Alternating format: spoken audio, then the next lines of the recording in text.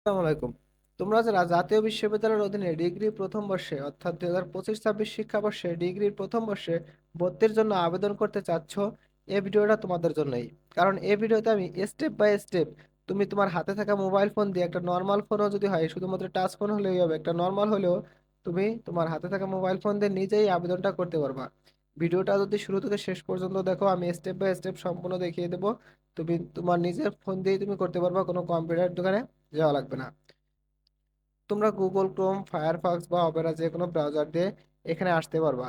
তোমরা সরাসরি যদি সার্চ দিয়ে আসতে চাও তাহলে কি করবা, nu.ac.bd/admission, ঠিক আছে, nu.ac.bd/admission লিখে সার্চ দিলেই তোমার এই ওয়েবসাইটে নিয়ে আসবে। আর আমি নিজে আমার ভিডিওর ডেসক্রিপশন বক্স কিংবা কমেন্ট বক্সে তোমরা চেক দিবা, সেখানে আমি একটা লিঙ্ক দিয়ে রাখবো। সেই লিঙ্কটায় যদি তোমরা ক্লিক করো, তোমাদের কোনো কিছু সার্চ দেওয়া লাগবে না, কোনো ব্রাউজারেও যাওয়া লাগবে না, ঠিক আছে। তোমাদের সরাসরি এখানে নিয়ে আসবে। এরপরে কি করবা, এখানে দেখো অনার্সে ক্লিক করা আছে, তোমরা ডিগ্রি পাস এখানে ক্লিক করবা। ঠিক আছে, ডিগ্রি পাসে ক্লিক করা মাত্র দেখবা অ্যাপ্লাই নাও আছে এখানে। উপরে কি আছে, অ্যাপ্লাই নাও। এই অ্যাপ্লাই নাওতে ক্লিক করবা। অ্যাপ্লাই নাওতে ক্লিক করা মাত্র তোমাকে এরকম একটা ইন্টারফেসে নিয়ে আসবে। এখানে তোমার এসএসসি রোল দেওয়া লাগবে। ঠিক আছে, এখানে কি দেওয়া লাগবে, এসএসসি রোল, রেজিস্ট্রেশন বোর্ড এবং পাসিং ইয়ার। এখানে এইচএসসি রোল, রেজিস্ট্রেশন বোর্ড এবং পাসিং ইয়ার, এটা আমি পূরণ করে দিচ্ছি, কিন্তু তোমাদের এটা দেখাচ্ছি না, কারণ এটা একটা সিকিউরিটির বিষয়, কারো ইনফরমেশন কাউকে দেওয়া যায় না ইউটিউবের অ্যালগোরিদম অনুযায়ী। তাই আমি দেখাচ্ছি না, এটা ব্লার করে দিচ্ছি, তোমাদের পরবর্তী স্টেপ থেকে আমি দেখিয়ে দিব। তাহলে আমি পূরণ করে নিচ্ছি, তোমরাও পূরণ করে নিবা। কোনগুলো পূরণ করবা এটা তো দেয়াই আছে, তাই আমি মনে করি না তোমাদের পূরণ করে আর দেখানোর প্রয়োজন আছে। ঠিক আছে, তোমরা রোল, রেজিস্ট্রেশন বোর্ড এবং পাসিং ইয়ার দিয়ে নেবা।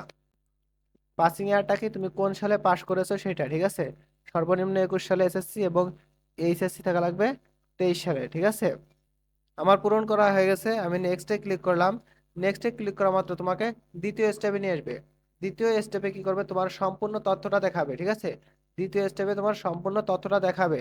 এখানে তোমার কিছু দ্বিতীয় স্টেপে কোনো কিছু পূরণ করা লাগবে না, তোমার তথ্যটা দেখাবে, তুমি এখান থেকেও সরাসরি নেক্সটে ক্লিক করে দিবা। ঠিক আছে, নেক্সটে ক্লিক করলে তোমাকে তৃতীয় স্টেপে নিয়ে আসবে।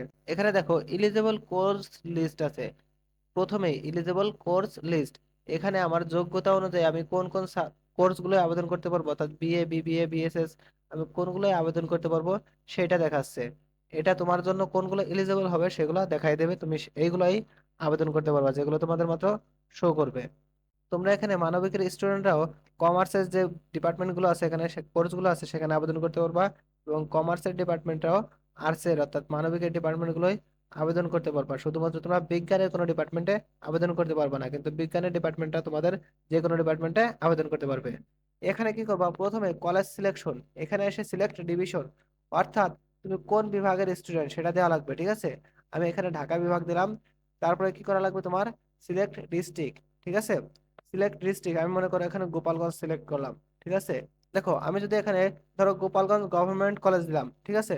এখানে দেখো তোমার কোন সাবজেক্টটায় কয়টা সিট আছে দেখা যাচ্ছে। ঠিক আছে, বিএতে আছে কত, বিএতে আছে 600 সিট। ঠিক আছে, বিএতে 600টা সিট আছে, এবং বিবিএস এ আছে 170টা সিট। ঠিক আছে, তাহলে অবশ্যই আমি কোনটায় আবেদন করব, আমি বিএতে আবেদন করব। ঠিক আছে, এখানে আমি বিএতে সিলেক্ট করলাম।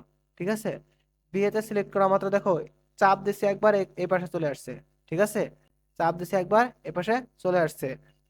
এরপরে যদি আমি বিবিএস এ দেই, এই পাশে চলে আসছে।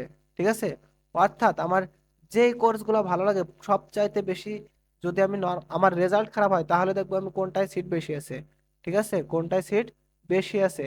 আর যদি আমার রেজাল্ট ভালো হয় তাহলে আমি দেখবো কোন সাবজেক্টটা ভালো, কোন বিষয়টা ভালো, কোন বিভাগটা ভালো সেটা। ঠিক আছে, আশা করি বুঝাইতে পারছি। তাহলে এভাবে আমি, আমার যেহেতু মাত্র দুইটা বিষয়ে, আমি দুইটা বিভাগে আমি আবেদন করতে পারতেছি, তাই এই দুইটা আমি সিলেক্ট করলাম। সিলেক্ট করার পরে তোমরা কি করবা, এখানে নেক্সটে ক্লিক করবা সরাসরি। ঠিক আছে, তোমার যে কয়টা আসবে তুমি নেক্সটে ক্লিক করে দিবা। ঠিক আছে, আমার জন্য এগুলো অ্যাভেলেবেল আছে। নেক্সটে ক্লিক করলাম। নেক্সটে ক্লিক করা মাত্র তোমাকে কি করবে, এখানে ইয়েস নো আছে, তোমরা যদি কোনো কোটা না থাকে, কোটা না থাকলে তোমরা নো দিয়ে দিবা। ঠিক আছে, আর ইয়েস কাদের জন্য, দেখো ইয়েস দিলে তোমার কোটা কাদের আছে, দেখো মুক্তিযোদ্ধার সন্তান, ক্ষুদ্র নৃগোষ্ঠী, তারপরে বিশেষ চাহিদা সম্পন্ন, অর্থাৎ তোমার কোনো প্রতিবন্ধকতা আছে কিনা, তারপরে পোষ্য কোটা। ঠিক আছে, অর্থাৎ তোমার পিতামাতা এই, যদি কোনো বিশ্ববিদ্যালয়ে চাকরি করে, তুমি যে কলেজটা আবেদন করছো, যে গোপালগঞ্জ গভর্নমেন্ট কলেজ আবেদন করছি মনে করো, এখানে যদি তোমার পিতামাতা কোনো চাকরি করে, চাকরিরত অবস্থায় থাকে, এটা একটা কোটা, ঠিক আছে। তার সন্তান কেউ যদি একটা বিশ্ববিদ্যালয়ে বা কলেজে চাকরি করে, তার সন্তানও সেটাই পড়ার অগ্রাধিকার রাখে, ঠিক আছে। এটা একটা পোষ্য কোটা বলে এটাকে, ঠিক আছে। তাহলে কোটা থাকলে কোটা দিয়ে দিবা, আর না থাকলে নো, ঠিক আছে। এখান থেকে নেক্সটে ক্লিক করবা। নেক্সটে ক্লিক করার পরে তোমরা এখান থেকে ব্রাউজে সিলেক্ট করবা। ব্রাউজ দিয়ে তুমি যে কোনো একটা ফটো, তোমার একটা ফটো দিয়ে দিবা, ঠিক আছে। তোমার একটা ফটো দিয়ে দিবা। আমি একটা ফটো দিয়ে দিলাম, ঠিক আছে। ফটো দেওয়ার পরে এখানে আমার ফটোটা নেয়নি, কারণ আমি 5 ফিট সাইজের ফটো মানাইনি, তাই না। আমি একটা উল্টাপাল্টা ফটো দিয়েছি, ঠিক আছে। আমার 5 ফিট সাইজের ফটো মানানো নাই, এই জন্য আমি ফটোটা দেইনি। তোমরা ফটো দিয়ে নেবা। এরপর কি করবা, একটা তোমার মোবাইল নাম্বারটা দিবা এখানে, তোমার সঠিক মোবাইল নাম্বারটা দিবা, এবং সঠিক মোবাইল নাম্বার দিয়ে তুমি ইমেইলে সিলেক্ট করবা, ঠিক আছে। সঠিক মোবাইল নাম্বার এবং ইমেইল, ঠিক আছে।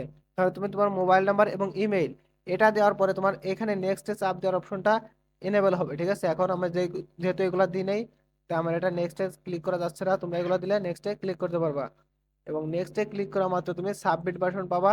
শুধুমাত্র সাবমিট বাটনে ক্লিক করলে তোমার আবেদনটা সম্পূর্ণ হয়ে যাবে। আশা করি বুঝাইতে পারছি।